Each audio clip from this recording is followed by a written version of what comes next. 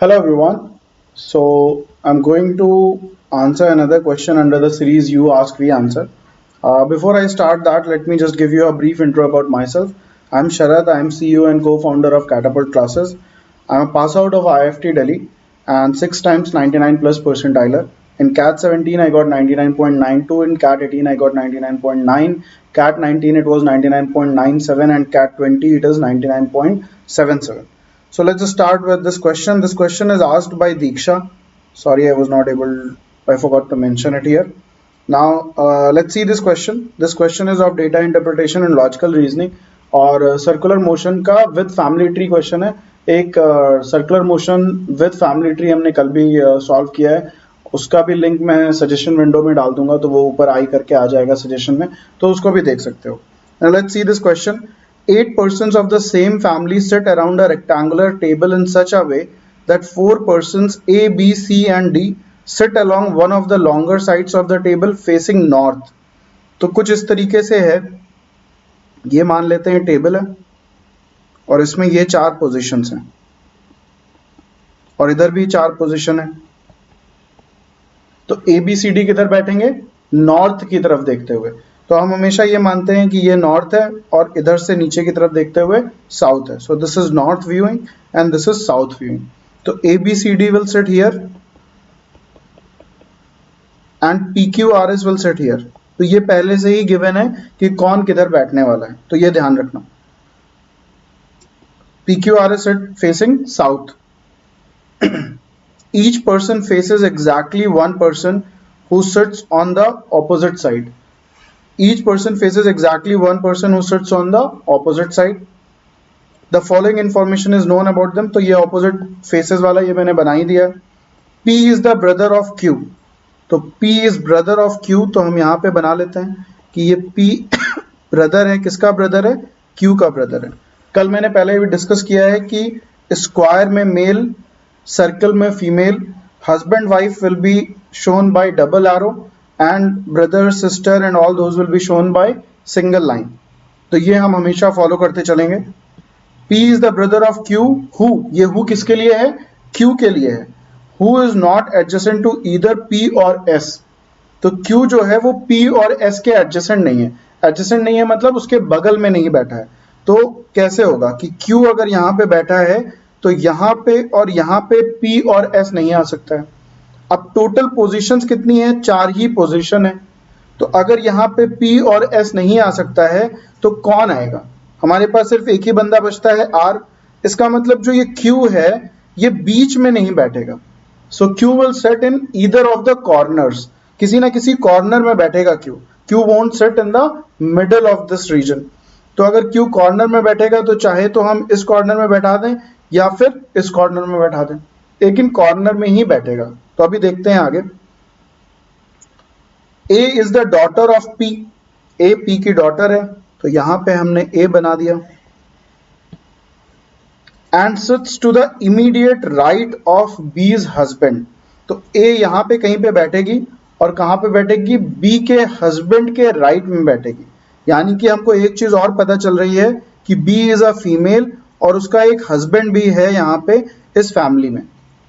तो B के husband के राइट साइड में A को बैठना है. यानी कि A कैनॉट सिट हियर. ये वाली पोजीशन पे A नहीं बैठ सकती है और कहीं पे भी बैठेगी तो जहां पे भी A बैठेगी उसके बगल में B का हस्बैंड बैठेगा.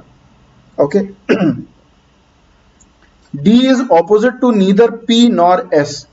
जो D है वो P और S के ऑपोजिट नहीं होगा. तो अगर Q यहां पे है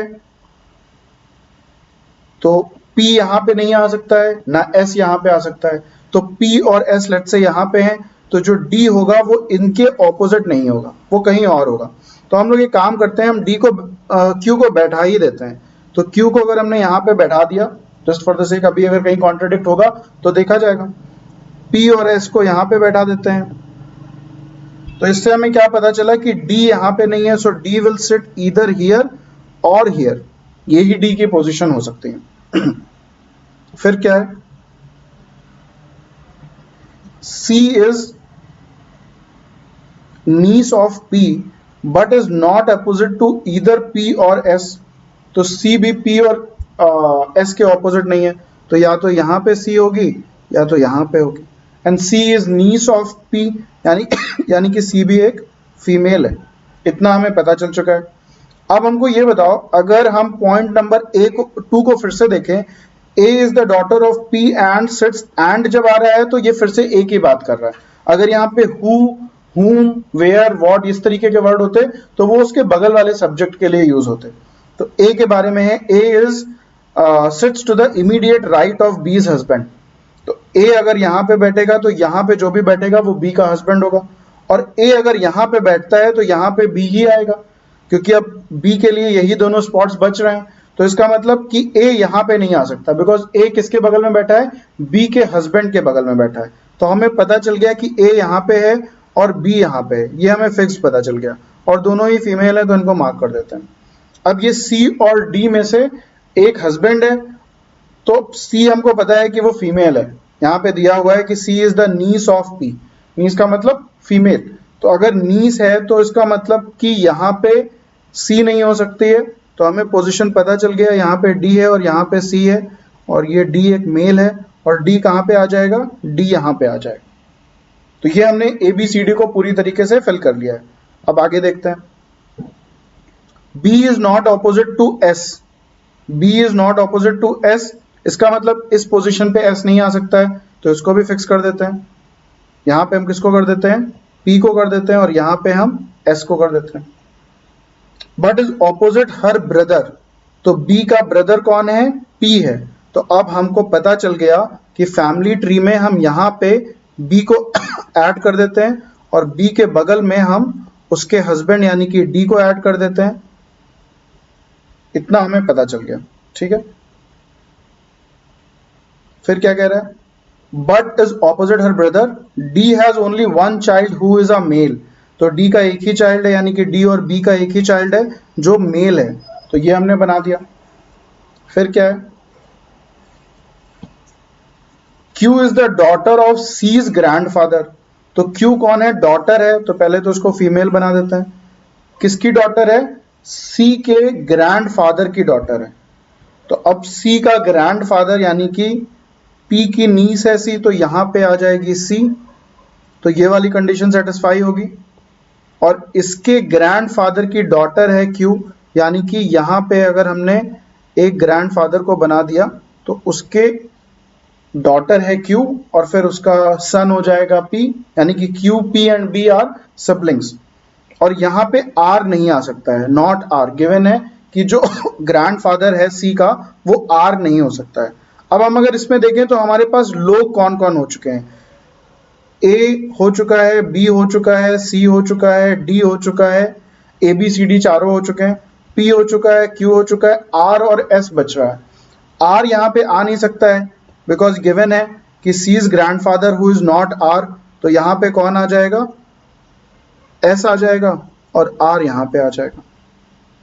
तो अब हमारे पास यहाँ पे सिर्फ एक ही पोजीशन बच रही थी, तो यहाँ पे R आ गया। S is a male person, Q is a female, R is male and P is male. तो सब कुछ बन गया, हमारे अरेंजमेंट भी कवर हो गए, फैमिली ट्री भी कवर हो गई। अब हम डायरेक्टली क्वेश्चंस में जा सकते हैं। Let's check questions. Who is to the immediate right of P, तो P के राइट में यानी कि उस तरफ से घूम के हमें देखना है, अपना राइट नहीं देखना। अपना राइट देखेंगे तो P के यहाँ पे कोई नहीं है, हमको P का राइट देखना है, यानी कि हमको P की तरफ से बैठ के देखना है। तो P का राइट कौन हुआ, S हुआ, तो आंसर क्या हो जाएगा, S। अब S के बारे में नहीं दिया हुआ है, कहानी दी हुई है। S कौन है, S R का फादर नहीं है, R का ग्रैंडफादर है, तो ये तो गलत हो गया। P की सिस्टर नहीं है, S is father of P, तो ये भी गलत हो गया। D का फादर इन लॉ जरूर है, तो B S की डॉटर है और D इज हस्बैंड, तो D का फादर इन लॉ हो गया। So your answer is option number C। Now next one is which of the following person sit at one end, at an end, तो कौन and में है, Q है and में, P है, B है और C है, P Q B C। सो P Q B C है हमारे पास, तो A और R तो हट गए। Q की डॉटर कौन है, C, विच इज करेक्ट, तो ये ऑप्शन हो सकता है। B का फादर S है, वो नहीं है, so your answer is option number C।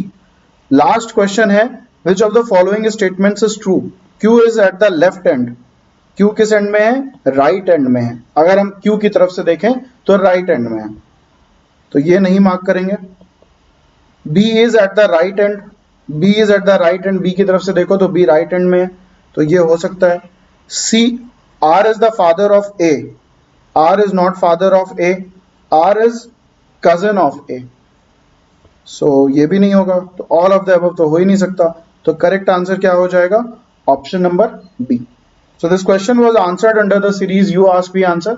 कोई भी क्वेश्चन कहीं पे भी आ रहा है, किसी भी सोर्स का हो रहा है, अगर वो एमबीए और कैट की प्रिपरेशन से रिलेटेड है, ना केवल क्वेश्चन बट किसी भी तरीके की क्वेरीज. फॉर एग्जाम्पल अभी आज मैंने एक वीडियो बनाया है which answers a very critical question, when to start writing mocks. और मॉक्स लिखने से पहले किस तरीके के टेस्ट हमें लिखने हैं. So please go and watch that video as well.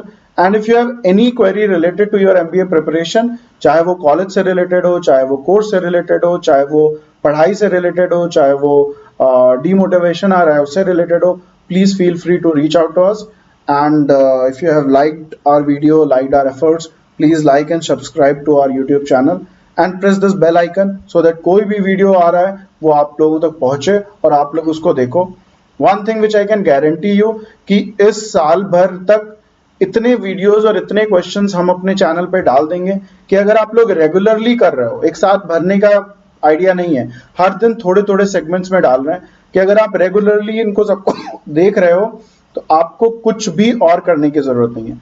Obvious सी बात है कि कॉन्सेप्ट्स की क्लासेस लेने की जरूरत है, तो अगर आपके कॉन्सेप्ट स्ट्रांग है तो बहुत अच्छी बात है. If you want help in concepts you can reach out to us in the number given in the description, और यहाँ पे साइड में यहाँ पे दिख रहा होगा, और आप हमारे बैचेस को ज्वाइन कर सकते हो जहाँ पे हम प्रॉपर पढ़ा रहे हैं. Otherwise these videos are enough for you if you have these concepts clarity. That's it guys, thank you, all the best.